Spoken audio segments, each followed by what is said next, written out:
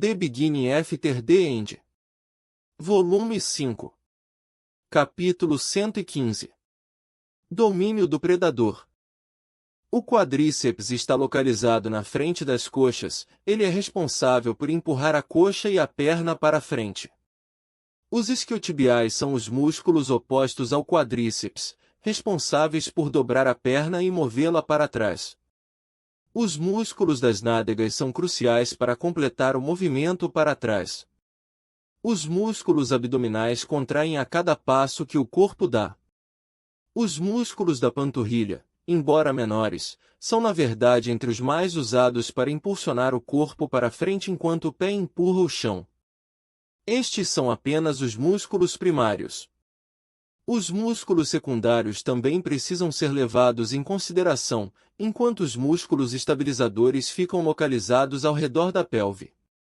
Essas séries de músculos formam uma coroa ao redor da pelve, que inclui os abdutores internos e externos, acho que era assim que eram chamados, os músculos abdominais inferiores e os músculos espinhais localizados nas costas. O tibial, alguma coisa, a fina faixa de músculos que ajuda a flexionar o tornozelo para mover o pé em direção ao joelho, também é usado para garantir que o pé não fique achatado, criando uma chance maior de raspar o chão ou um objeto. O corpo tinha um complexo sistema muscular que trabalhava em pares, cada um responsável por metade de um movimento completo. O bíceps flexionava quando o braço se curvava em direção ao ombro, enquanto o tríceps era acionado quando o braço se esticava. Os mecanismos dentro do corpo eram ainda mais complexos ao colocar o corpo em movimento, como caminhar, correr ou pular. Esse conhecimento não tinha sido tão útil até agora por conta do meu talento com mana. No entanto, neste caso, onde eu precisava desenvolver ainda mais a primeira sequência que aprendi no Mirage Walk, eu precisaria utilizar todo esse conhecimento e colocá-lo em aplicação. Droga! Eu levantei meus braços para me segurar enquanto caía na cama de folhas que eu havia formado. Percebendo que o sol já havia se posto, voltei ao meu acampamento e tirei algumas tiras de carne de esquilo que havia defumado para não precisar continuar caçando. Eu realmente gostaria de poder usar o Aether Orb para isso. Eu murmurei, olhando para a carne carbonizada e sem gosto na minha mão. Eu tinha feito um progresso significativo desde que dei uma pausa em minha busca por Clavet e havia dedicado todo o meu tempo e energia ao treinamento na semana que se passou, dividindo os dias em treinamento do Burz Step e refinando meu núcleo de mana.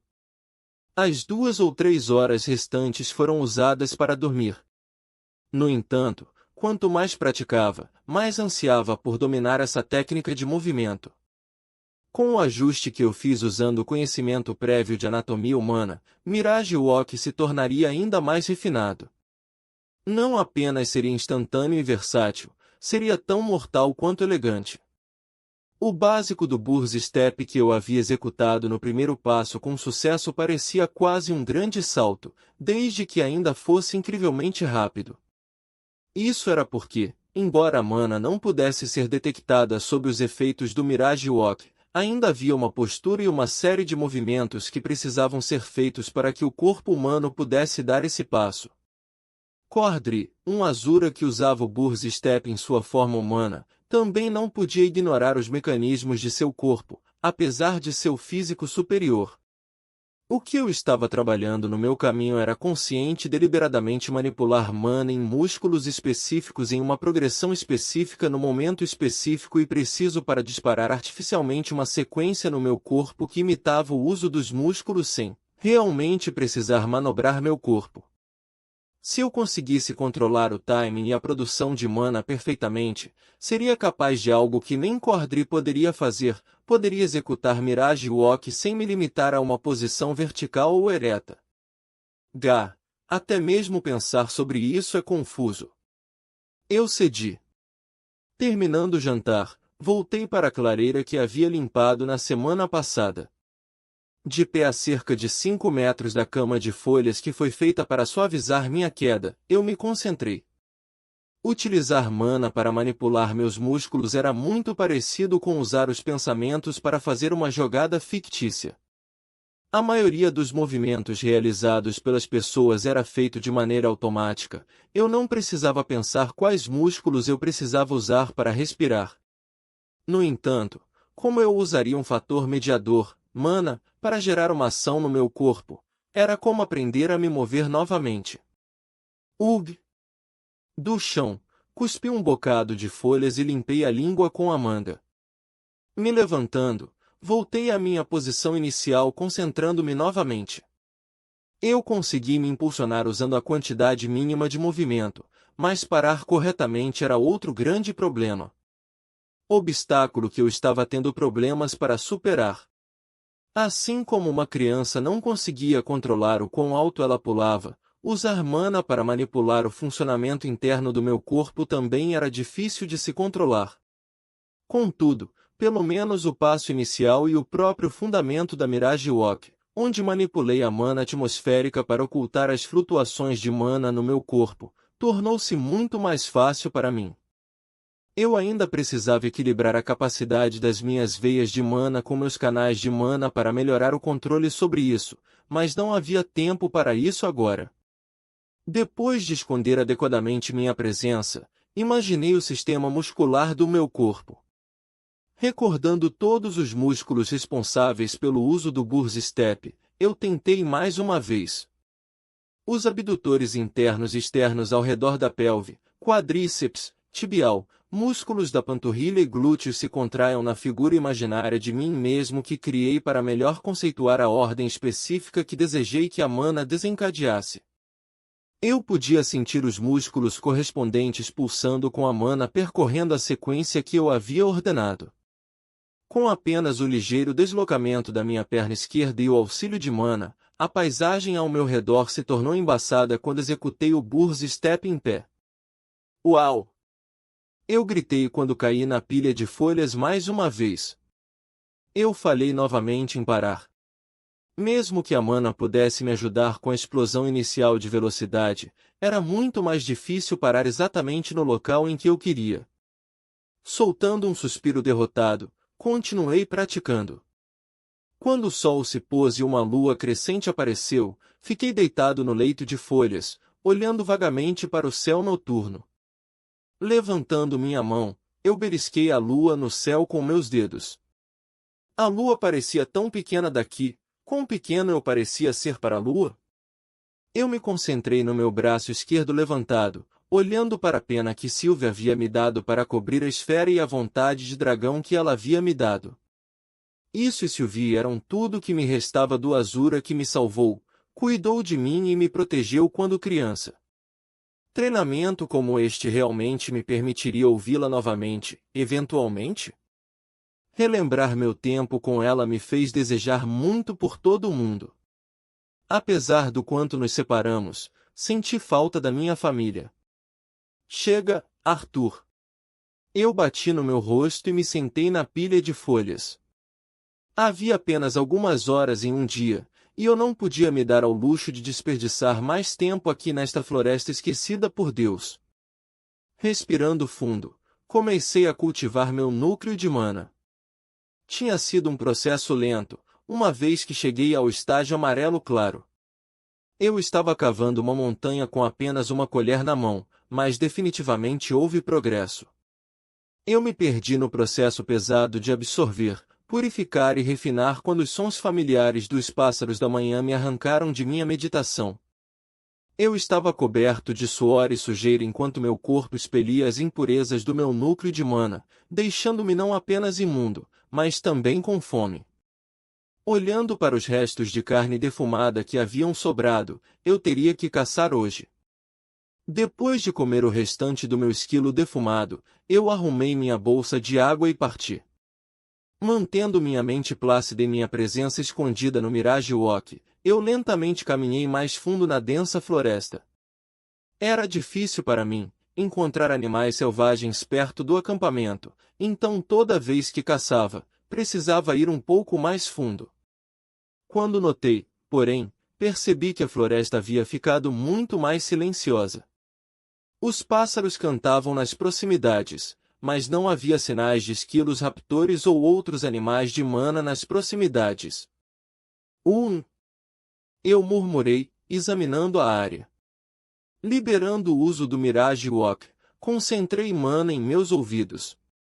Eu não era capaz de ouvir nada, mas depois de alguns minutos, percebi um ruído fraco. Parecia um rosnado. Eu não sabia dizer a que distância estava, mas o som era familiar, havia uma pantera de prata por perto. Cheguei um pouco mais perto, certificando-me de esconder minha presença novamente.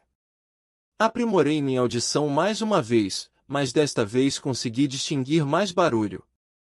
Eu podia ouvir o leve som borbulhante de água corrente, e um pouco além disso para o nordeste. O que eu também notei foi que não era apenas uma pantera de prata. Havia duas panteras na mesma vizinhança. Isso é estranho. Observei. Meu entendimento das panteras de prata, pelo que eu tinha visto até agora, era que elas eram razoavelmente territoriais entre si e caçavam por elas mesmas. Talvez elas estivessem brigando por território? Isso certamente explicaria a falta de presas nas proximidades. Usando o Mirage Walk novamente, eu fui rapidamente para a batalha que se seguiu. Eu não pude deixar de sorrir com a minha sorte. Minha especulação estava correta. Ao me aproximar furtivamente do som das panteras de prata, vi seu distinto casaco de prata perto de uma pequena clareira de árvores ao lado de um penhasco. Era impossível dizer o quão profunda era a queda daqui, mas apenas o fato de que havia 200 metros daqui até o outro extremo do abismo e eu não podia ver o chão significava que, se aquelas panteras de prata caíssem, não seria fácil para mim recuperar seus corpos. Me escondi atrás de uma árvore próxima e observei. Era fácil descobrir que elas eram claramente hostis uma à outra, mas o que me pegou de surpresa era que uma das panteras de prata era Claved, as cicatrizes distintas nas costas o tornavam facilmente distinguível. Seu oponente, por outro lado, não me era familiar. Ele era claramente maior, mas pelas novas feridas na face e no lado, parecia que Claved estava em vantagem. Enquanto as duas bestas de mana circulavam-se lentamente, soltaram um rosnado baixo, arreganhando os dentes afiados. O oponente foi o primeiro a fazer uma jogada. O gato maior atacou com suas garras erguidas enquanto soltava um rosnado feroz. Claved reagiu instantaneamente, evitando o golpe e contra-atacando com os dentes. Fiquei cativado pela luta deles. Como as panteras de prata tinham inatamente reflexos acelerados e intuição, suas trocas eram uma agitação incansável de esquivar-se e golpear continuamente, nenhum deles conseguiu acertar um golpe que produzisse feridas profundas. No entanto, para cada corte que a pantera maior fazia, Claved dava 3 em troca. Enquanto a batalha deles continuava, eu não sabia o porquê, mas meu coração começou a bater inquieto. Eu estava ansioso com alguma coisa, com medo. Eu tinha sido tão apanhado em seu duelo, que não percebi o quão mortalmente silenciosa a floresta se tornará, quase muda. Não havia som de pássaros cantando ou bestas de mana se movimentando, não havia nenhum barulho vindo das árvores, como se até o vento estivesse com medo de alguma coisa. Claved parecia ter notado também, porque ele começou a se comportar com muito cuidado. Seu pelo estava arrepiado, seu rabo ereto enquanto ele constantemente cheirava por alguma coisa. O gato maior, sem perceber a perturbação, aproveitou a abertura e atacou Claved. Esquivando-se de seu oponente, Claved se virou e começou a fugir. Eu não entendi. Havia algo acontecendo, mas eu não conseguia sentir nenhuma outra presença daqui. Por que Claved fugiu assim quando ele estava ganhando? Deixando de lado minha cautela, tomei uma atitude contra a pantera prata maior que ainda restava. Ele estava ferido e suas rotas de fuga eram limitadas por causa do penhasco. Ao me ver, o gato maior começou a rosnar, abaixando-se em uma postura para fugir. Ele sabia instintivamente que, em seu estado, não tinha chance contra mim. O ar ao nosso redor ficou mais pesado à medida que ficou mais difícil respirar, mas eu mantive minha posição. Agora! No momento em que levantei o pé, a pantera prateada saltou para o lado. Te peguei. Eu sorri. Executei o Burst Step da minha posição de pé, usando o passo falso como uma finta para fazê-lo se mover. Meu entorno se tornou turvo, meus olhos focaram apenas no movimento da fera de mana ferida. Eu consegui cortá-lo, mas a distância que eu havia percorrido era insuficiente por pouco mais de 1 metro. Quando perdi o equilíbrio, agarrei desesperadamente o pescoço da pantera com meus braços e segurei firmemente. Gá! Meu corpo estremeceu com a mudança abrupta de direção e me segurei na pantera de prata com toda a minha força. Você é meu! Eu assobiei entre os dentes enquanto usava mana para fortalecer meu domínio sobre ele. Minha única esperança era sufocá-lo. A pantera em que eu estava montando soltou um rosnado cruel enquanto chicoteava sua cabeça, tentando me jogar fora, mas eu aguentei. Suas garras afiadas rasgaram minhas roupas, causando feridas nos meus lados e pernas antes que se dobrassem fracamente por falta de ar. Justo quando pensei que a pantera estava prestes a ceder, de repente ela estremeceu. Como se estivesse possuído, usou o máximo de sua força para se jogar para trás. No momento em que percebi o que ela tinha feito, o chão embaixo de nós se foi quando caímos no desfiladeiro íngreme. Apressando-me, lembrei-me de uma cena muito parecida de quando eu era criança, sendo jogado da borda da montanha para salvar a vida da minha mãe. 1000 cenários passaram pela minha cabeça enquanto eu lutava para decidir qual era a melhor opção a se tomar. A pantera de prata que me arrastou para o inferno estava inconsciente por causa do meu estrangulamento e estava desamparadamente abaixo de mim. Proferindo uma série de maldições, eu lentamente me equilibrei em cima da besta inconsciente de mana e exerci mana em minhas pernas. A cena ao meu redor era um borrão constante devido à velocidade que estávamos caindo. Vindson entenderia. Eu me convenci em voz alta enquanto me impulsionava. Com o empurrão, eu diminuí a velocidade, mas não o suficiente, e não havia lugar para me agarrar à beira do precipício. Outra cena passou pela minha cabeça, era o momento em que caí no buraco da masmorra na cripta da viúva. Cair em abismos profundos seria algum tipo de tema recorrente em minha vida? Uma onda de vento se juntou em minhas mãos enquanto eu olhava diretamente para o chão que se aproximava, concentrando-me em unir minha mana ao feitiço. Agora! Tifon Zou! Soltando o feitiço reunido em minhas mãos, a rajada de vento seguiu em direção ao chão, um grito ensurdecedor ecoando por toda a ravina íngreme. Rangendo os dentes por causa da dor em meus braços enquanto eles seguravam o peso da tensão do recuo, continuei utilizando o feitiço. Eu podia sentir a força do feitiço diminuindo minha queda conforme ia chegando perto do solo. Suspendendo Tifon Zou, me deixei cair os poucos restantes metros no chão, no centro do raio da explosão. Uma espessa nuvem de poeira surgiu de onde meu feitiço colidiu com o chão de terra, impedindo minha visão. Mascarando minha boca e nariz dos detritos no ar, comecei a sair da nuvem de poeira quando um rugido estrondoso ecoou. Depois que o uivo estrondoso cessou, o chão tremeu mais uma vez ao som de passos pesados se aproximando de mim. A força de cada passo me deixava desequilibrado. Imediatamente, corri em direção à beira do desfiladeiro, rezando para qualquer ser divino que governou este reino que a causa de tais sons devastadores seria apenas um terremoto.